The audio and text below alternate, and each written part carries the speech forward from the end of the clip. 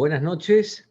Retomamos el programa y quisiera primero saludar a la audiencia que nos está escuchando y viendo desde lugares muy diferentes.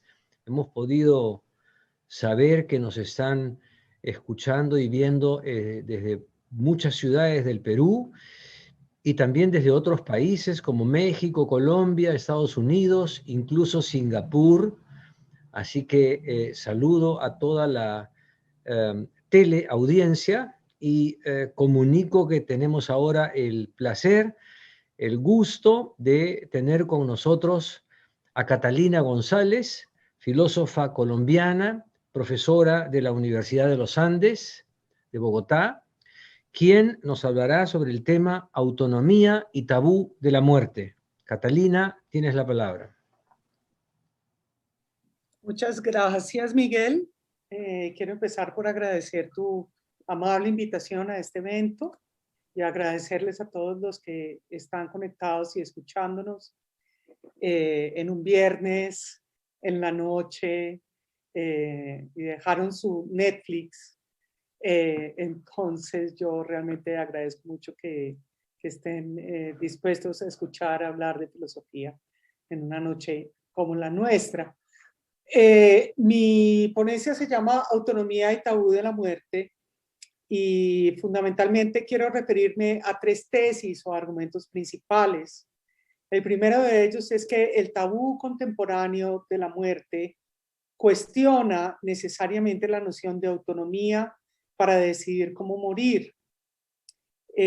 Una noción que es muy importante para las sociedades liberales contemporáneas y que quisiéramos mantener. El segundo argumento es que la pandemia por COVID-19 nos ha enfrentado, por supuesto, con nuestra propia mortalidad de un modo inédito. Sin embargo, lejos de haber logrado destruir este tabú, hemos luchado incansablemente por sostenerlo.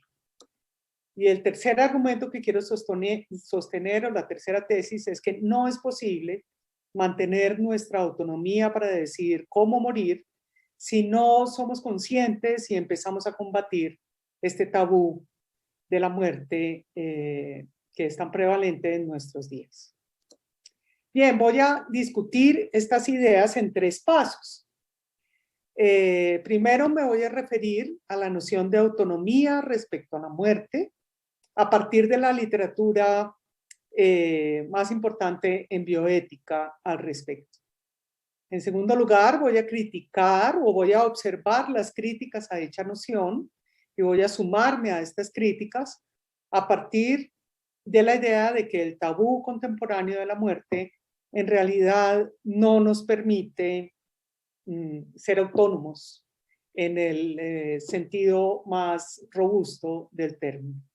Y en el tercer lugar, me voy a referir a la pandemia, al tabú y a cómo la pandemia afecta nuestra autonomía respecto a la muerte.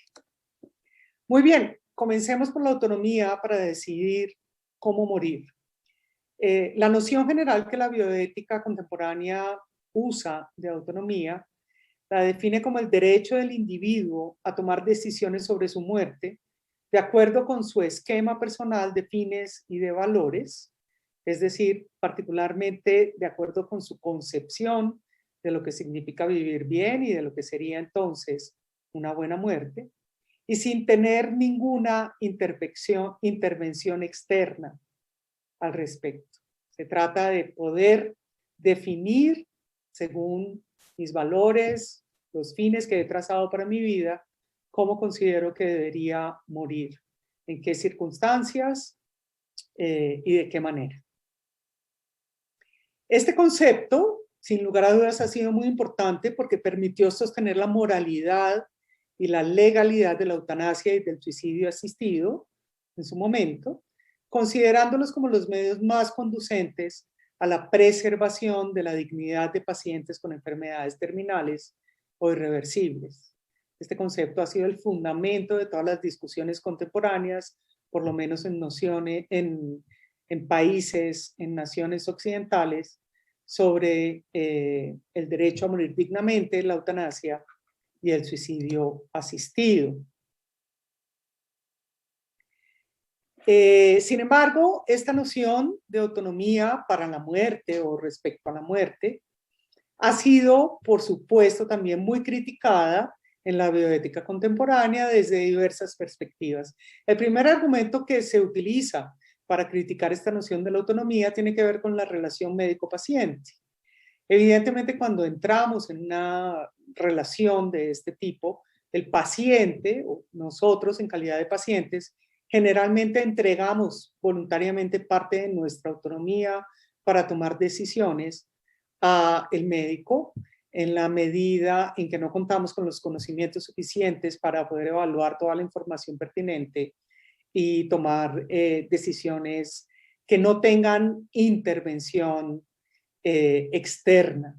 Entonces ya aquí hay un primer cuestionamiento de la noción de autonomía. Hay un segundo cuestionamiento cuando se tiene en cuenta que la enfermedad, tanto física como mental, puede traer consigo un debilitamiento o una alteración de nuestro esquema de fines y de valores. Los valores que como una persona sana sosteníamos y los fines que habíamos trazado para nuestra vida pueden ser muy distintos o incluso suspenderse en condiciones de enfermedad, tanto física como mental. Por otro lado, la bioética feminista ha insistido mucho en que este concepto de autonomía soslaya la necesaria condición de interdependencia de los seres humanos y no nos permite pensar en cómo ocurren las decisiones sobre la muerte en contextos particulares de opresión. Estas críticas feministas se centran en mostrar cómo personas de grupos marginalizados suelen valorar menos su vida que la comodidad de su familia o la sociedad en general. En el caso de las mujeres, sobre todo, suele ocurrir que sufran de injusticia testimonial cuando expresan el deseo de morir, es decir, que su deseo de morir no sea tomado en consideración o tomado con la debida seriedad en virtud de que se trata de mujeres.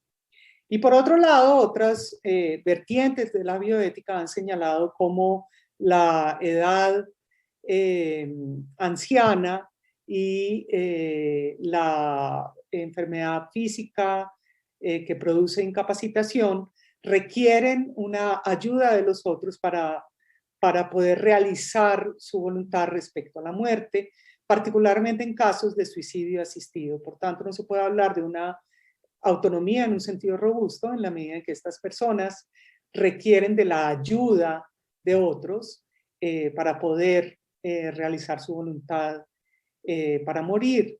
Y por tanto, la idea de que somos autónomos para morir y eso significa actuar con independencia de influencia externa se ve supremamente cuestionada.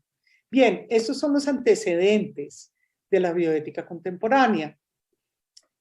Yo quisiera referirme ahora a una cuestión que me parece a mí que es la más importante y que no ha sido tenido en cuenta en esta literatura contemporánea, y es cómo influye el tabú contemporáneo de la muerte en nuestra pretensión de que tengamos una autonomía en el momento de decidir sobre nuestra propia muerte.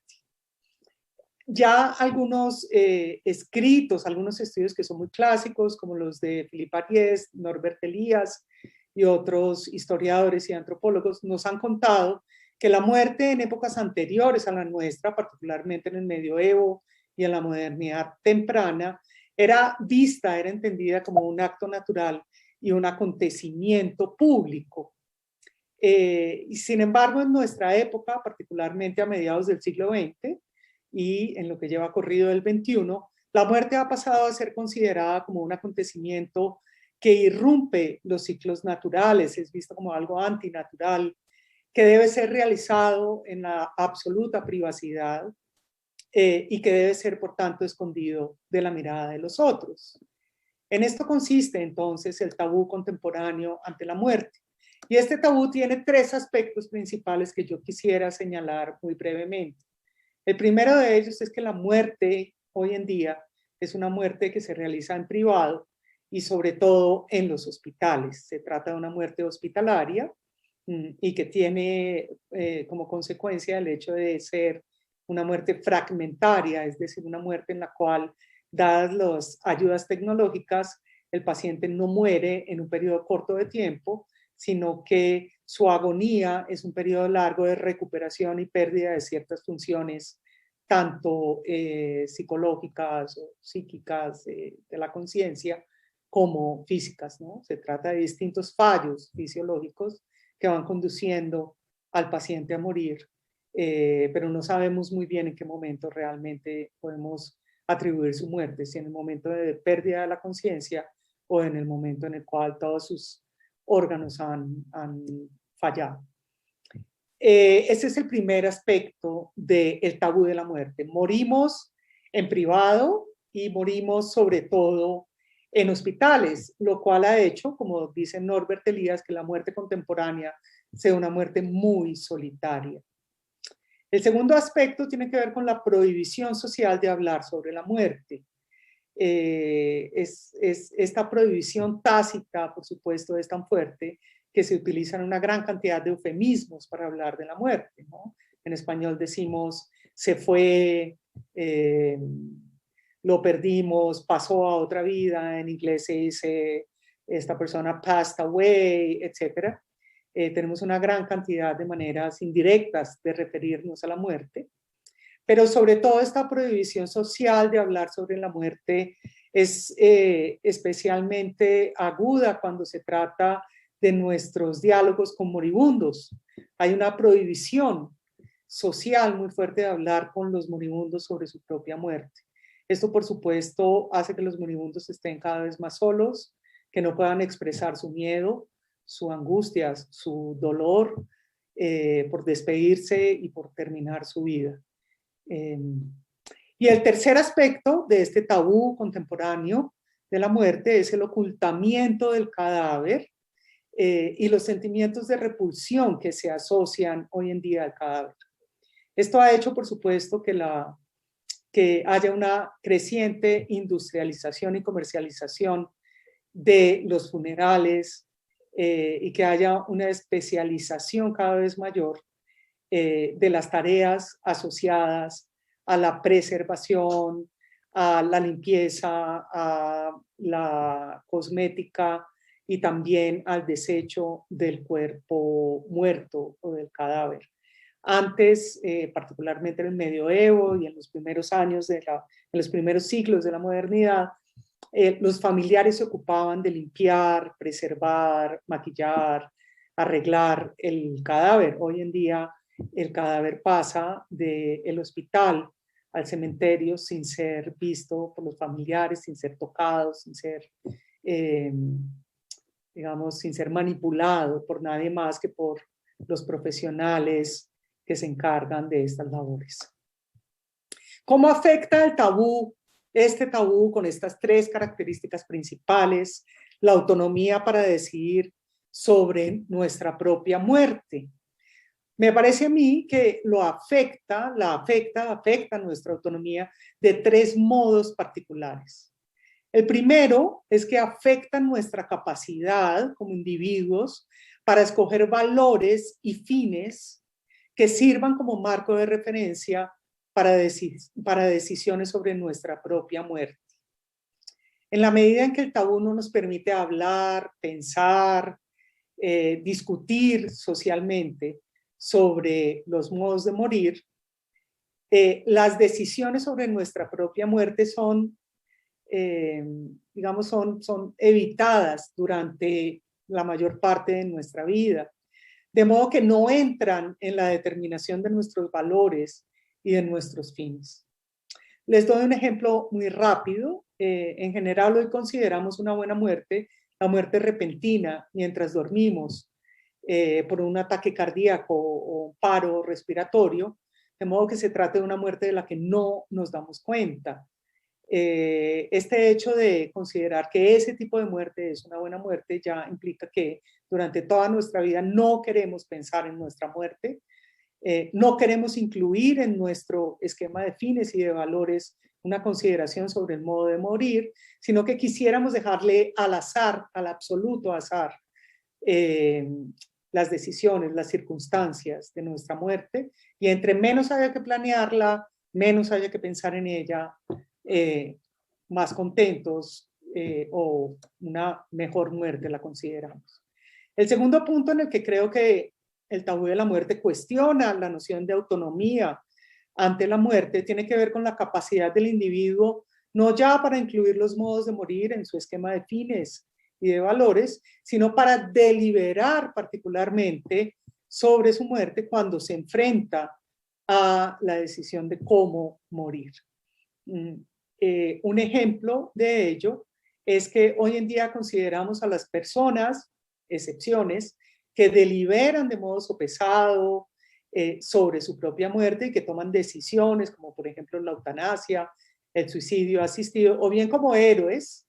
Nos parece que hacer esto es una cosa de personas que tienen una capacidad de dominio de sus pasiones enorme y los consideramos héroes, o bien como cobardes, considerándolos como aquellos que son incapaces de continuar con digamos, con las posibilidades médicas que se les ofrecen para el tratamiento de su enfermedad y que deciden renunciar a luchar por la vida. Estas dos consideraciones, la persona como héroe porque delibera sobre los modos de morir o como cobarde precisamente por lo mismo, son extremos que nos muestran que dado el tabú de la muerte somos incapaces para tomar decisiones, deliberar claramente y desapasionadamente sobre el modo de morir. Finalmente, creo que otra manera en la cual el tabú de la muerte afecta la noción de autonomía para la muerte es que la capacidad de la sociedad para deliberar públicamente sobre cómo y en qué condiciones es deseable morir también se ve supremamente limitada. Solamente hay discusiones públicas sobre la muerte cuando se trata de definir legalmente cuestiones como la eutanasia y el suicidio asistido, pero hay otras cuestiones de la muerte que son totalmente relegadas a las decisiones privadas y que no hacen parte de la discusión pública. Ahorita me referiré a ellas. Finalmente quiero hablar sobre cómo el COVID, la pandemia por COVID, ha afectado el tabú, este tabú contemporáneo de la muerte.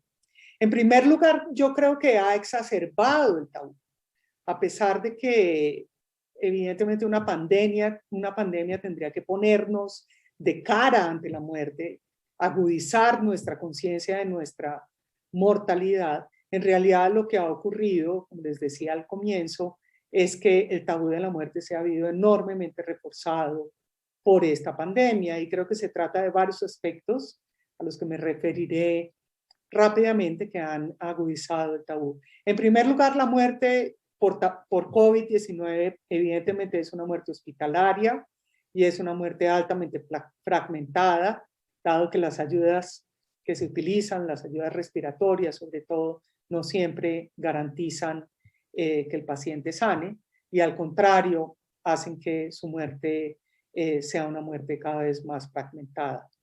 En segundo lugar, la muerte por COVID-19 es una muerte solitaria, sin apoyo de los seres queridos, sin su compañía, y en presencia solamente de un personal hospitalario que no solamente está agobiado y exhausto por tener que lidiar con la pandemia, sino que no está preparado en ninguna medida para ello.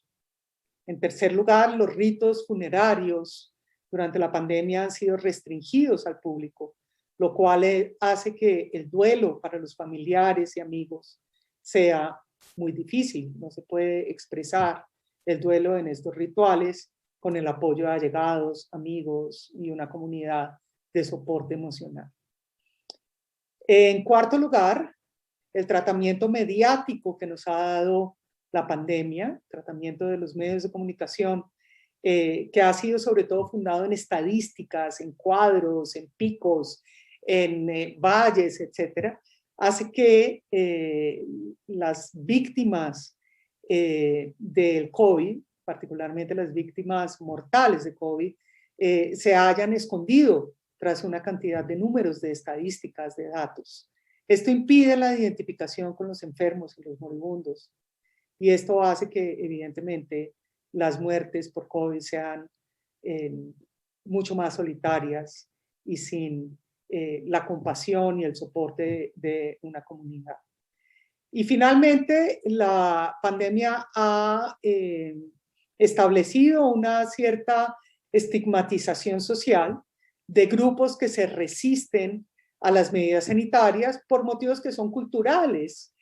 Les doy un ejemplo. En Colombia hace unos meses, en plena pandemia, fue viral un video en el cual unas comunidades afrocolombianas, una comunidad afrocolombiana estaba en un entierro de una persona que había muerto por COVID. Y en algún momento intentaron abrir el ataúd y vieron que el cadáver de la persona muerta por COVID estaba cerrado en una bolsa por cuestiones de salud pública. Estas personas en este entierro decidieron abrir la bolsa y observar el cadáver. El video fue viral y fue muy fuerte porque se acusaba a estas personas de no tener consideración, de ser irresponsables, de abrir un cadáver contagiado y permitir el contagio de otras personas, sin tener en consideración que los rituales funerarios de las comunidades afrocolombianas requieren de la presencia, del contacto con el cadáver, del reconocimiento visual, táctil, etcétera, del cadáver. Entonces hay una intolerancia además por las diversas expresiones culturales de ritos funerarios y de maneras de hacer el duelo. Finalmente, creo que en medio de todo esto es urgente que tratemos de recuperar la autonomía para decidir sobre nuestra muerte, y eso implica necesariamente unos cambios culturales importantes para empezar a ser conscientes de este tabú contemporáneo y para desmontar gradualmente algunos de estos aspectos. Hay algunos intentos al respecto importantes a los que me quiero referir para cerrar. El primero son los movimientos en diversos países de morir en casa, que proponen que la muerte deba ser una muerte en casa y no en hospitales. El segundo es algunas organizaciones pro derecho a morir dignamente de diversos países, por ejemplo en Chile y en Colombia se proponen unos cafés de la muerte en los cuales las personas puedan hablar abiertamente sobre diversos aspectos de la muerte para empezar a ventilar estas cuestiones en público. Tercero, hay varias páginas web y blogs sobre cómo hablar con familiares sobre su muerte cuando están enfrentándola. Son bastante buenos porque permiten a la gente entender de qué manera pueden aproximar este tipo de temas. Y finalmente, hay cada vez más movimiento por rituales seculares que yo creo que en nuestros países latinoamericanos son realmente cada vez más necesarios. Les agradezco mucho por escucharme. Esto es todo lo que tenía que decirles hoy y espero que esta reflexión les haya permitido tener algunas ideas sobre cómo combatir este tabú ante la muerte. Muchas gracias.